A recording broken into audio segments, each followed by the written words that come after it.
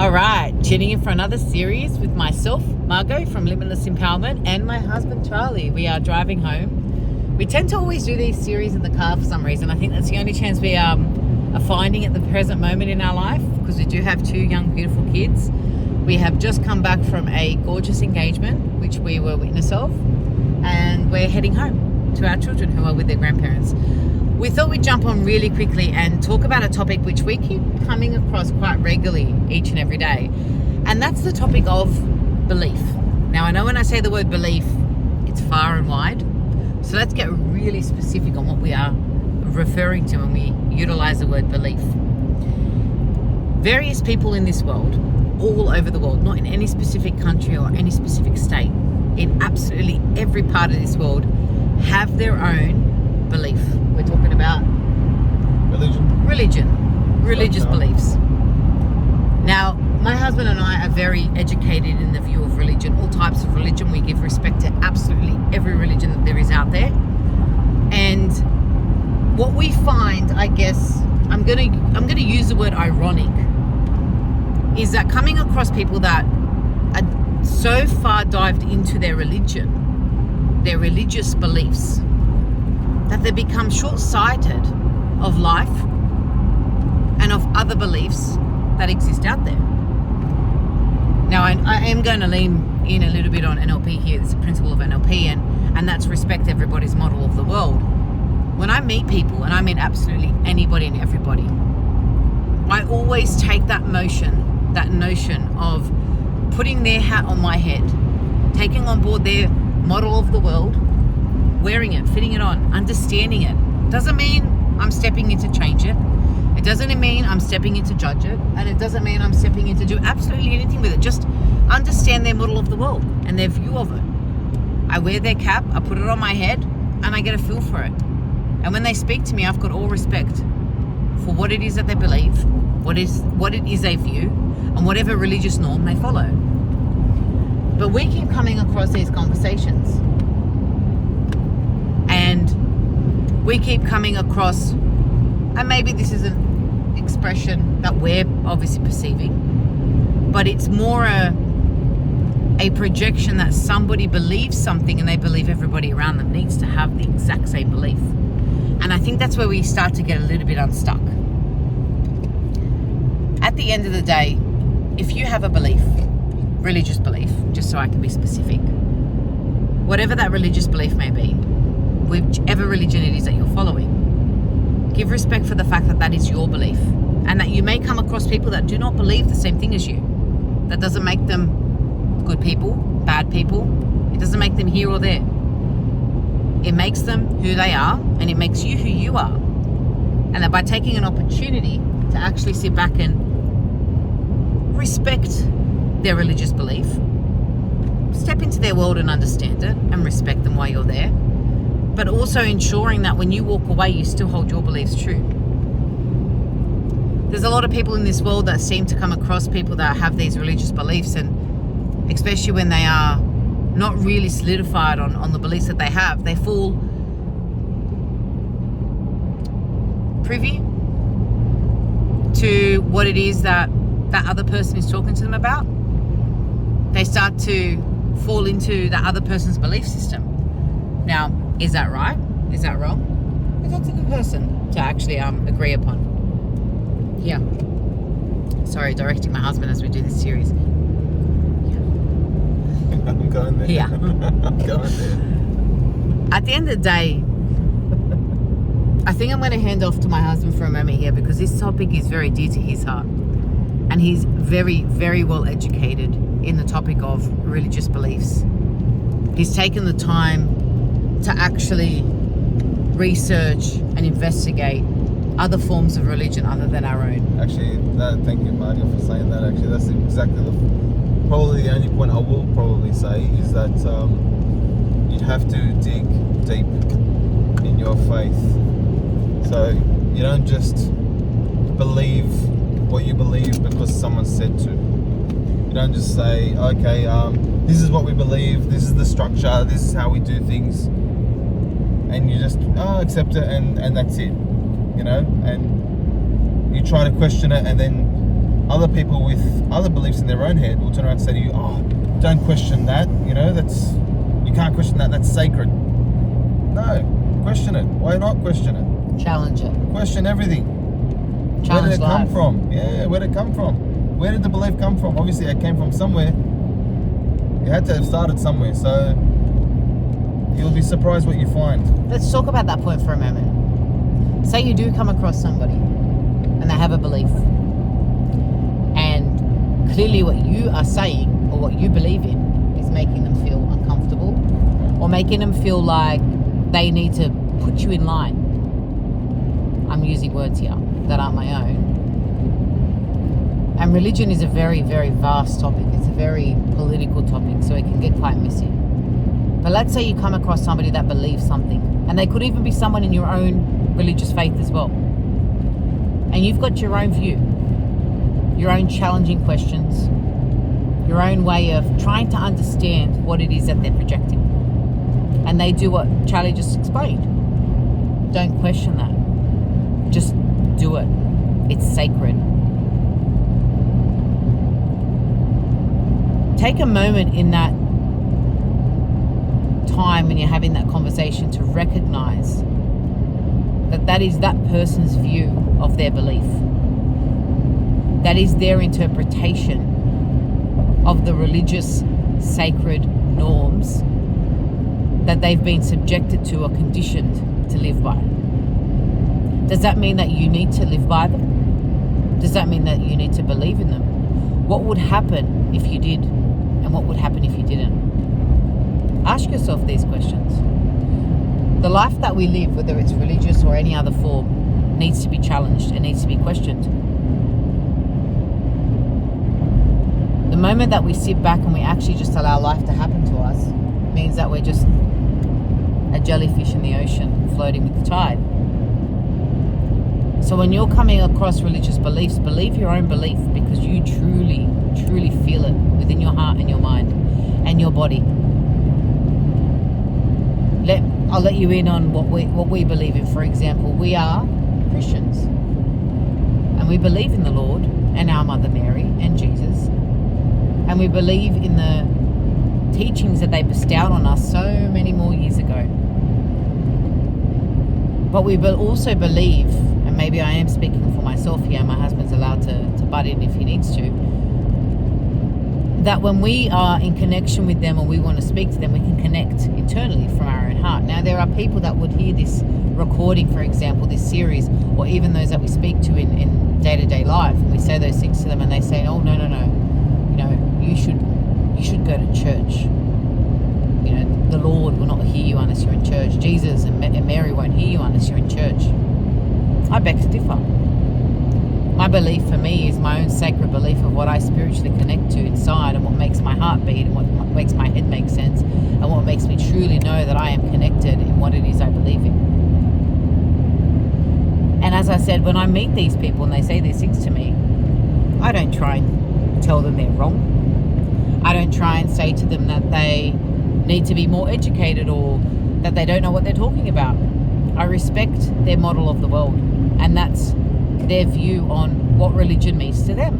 For them to connect with God, Jesus or Mary, if they were Christian, they would need to enter a church and do so, which is fine.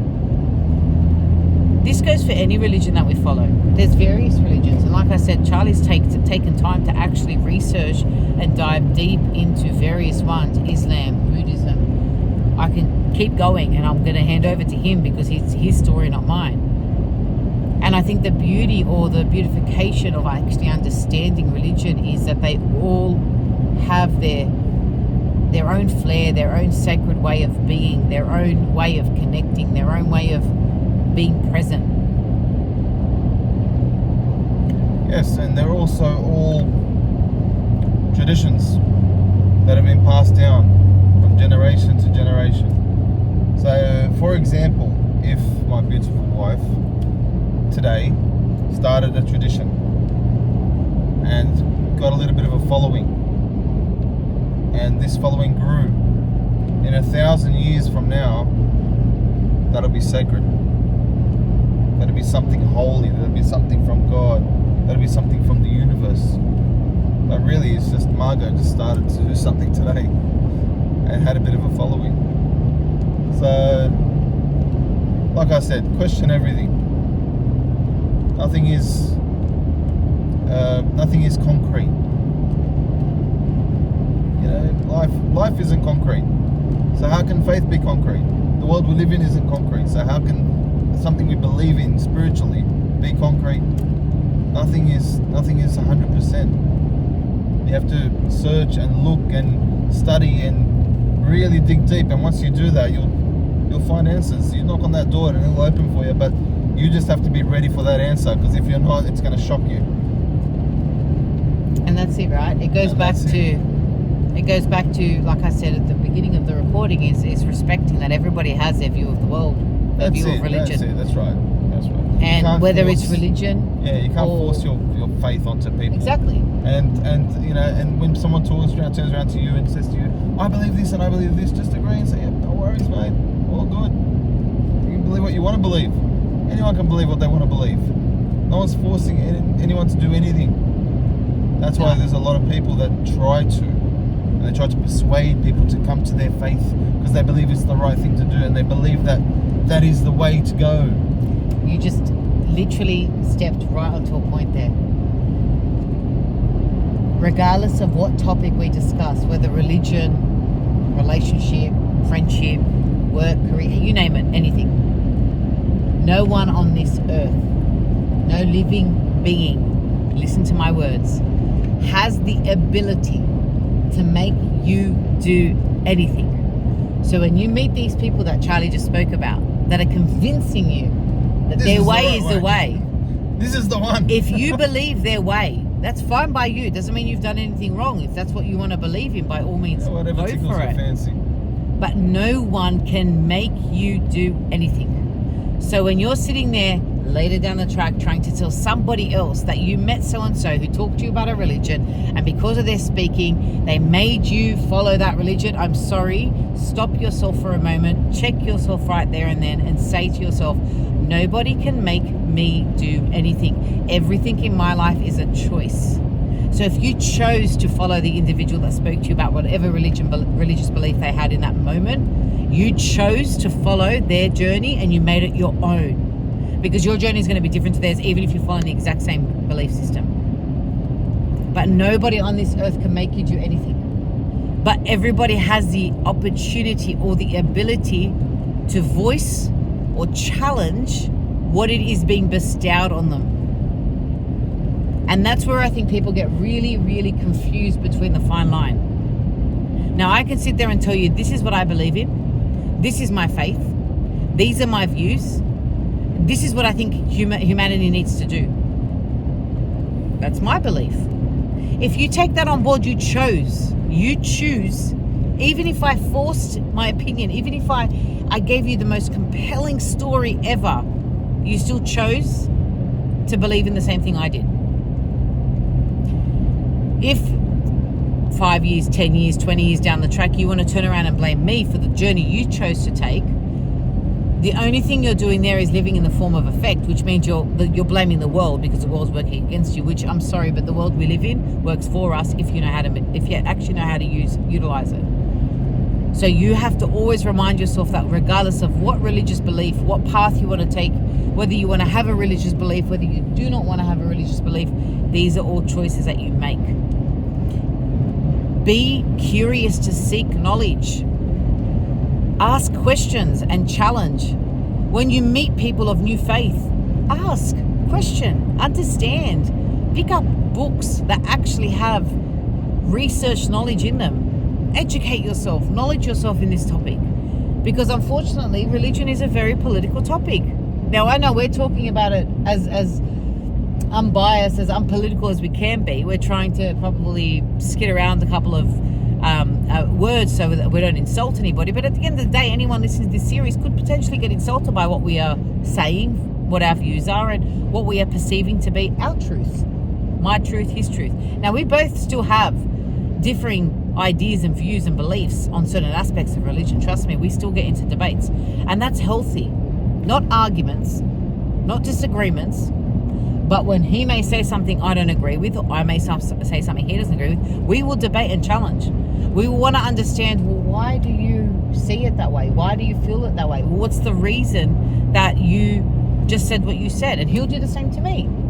We keep ourselves true and honest that way. And I will explain to him what's happening with me and what I'm feeling and what I'm seeing, what I'm viewing. And he'll do the same. Sometimes we come together on the topic of religion, sometimes we don't. And that's okay. So when you come across anybody religious, whether they are or they aren't, whether they're atheist or whether they follow a religion, respect their model of the world. Respect their view. If they are forcefully trying to bestow on you what it is that they believe in, that's okay. Your choice to take that on board, your choice to disrespect them, or your choice to be nice enough to step into their model of the world, understand them, know where they're coming from, put their cap on your head. And that's it. We all have a choice. Religion is a very beautiful topic that unfortunately has been tarnished over the years. There's always wars about it, and it becomes very, very political. But if you want to take the moment to actually give it the respect that it deserves, then like I've said at the beginning and all throughout, educate yourself, ask questions, challenge, become knowledgeable in the view of religion. Isn't that disgusting? We should all learn from history. Imagine and picture, and you can also research this, on how many lives on earth have been lost because of religion. So, wars, bloodshed, Countries. all because, oh, he doesn't believe what I believe, so I'm going to kill him. Yeah. How wise is that, eh? Or I want to do this specific thing and I've got power, so let me change the rule of religion to accommodate my wants in life. Yeah, to suit me, to suit my lifestyle, to suit what I want. Exactly. What king? Because I'm king was it? What king was it that actually changed the rule of the Catholic Church, from my understanding, to welcome divorce? I believe at the time, which then became the Anglican religion. Yeah, the King of England. The King of England, yeah, that's right, because he wanted to divorce his wife. Well, and it's really hard there. Do you blame the guy? I mean, well, look, at the end of the day, marriage ain't the easiest cut for anybody, but, you know, we all got our cake and we can choose what slice we want to eat. And he's king, I mean, you know. But that's the thing, right? So, was that religion or was that power? And did we get confused by the two? Oh, he's just, you know, he just was a man in power that utilized his power to change religion. Well, that's it. And how many times in history has that happened? Like I said, this is a very controversial topic, and we can sit here for hours discussing it. And I'm sure many would want to jump on and debate us, right, or even conversate with us. Here's a question for you. Was it wrong? Was it wrong for him to change the rules and bend them to suit him, and in doing so, suit a lot of people around the world today? Right? So you're talking about the King of England making a religion-based change in ruling to allow divorce within the church, which has actually affected history thereafter. Right. Because you can get divorced, whereas before that was probably something they never did, I'm assuming. Was it wrong? That's the question. There you go. Was it wrong? I don't know. See, for me, I wouldn't say it was wrong or it was right. I think for me, it just highlights that religion is utilized as a toy to throw in a bit of a tennis match. Oh, yeah. You know, like, it suits me now, it doesn't suit me now. It suits me now, it doesn't suit me now. Well, it doesn't suit me anymore, let me change the rules. Well, how many times has that happened in history? Yeah, I don't know. It's a very good question. Is it right or is it wrong? And in day-to-day life, it happens every day. Exactly. Anyways, we're going to cut it there because, like I said, this is a very debatable topic. Religion is something we would love to conversate about for hours on end. We've got plenty of views. If this is something you would love to speak to us about, hit us up, reach out, turn on your notifications, subscribe to my channel. There's always a series with me and my husband where we're having... This is the one. Lovely This is the one to believe in. Anyways, wherever you are in the world, please take care of yourself. And Margot, Charlie, tuning out. Take care.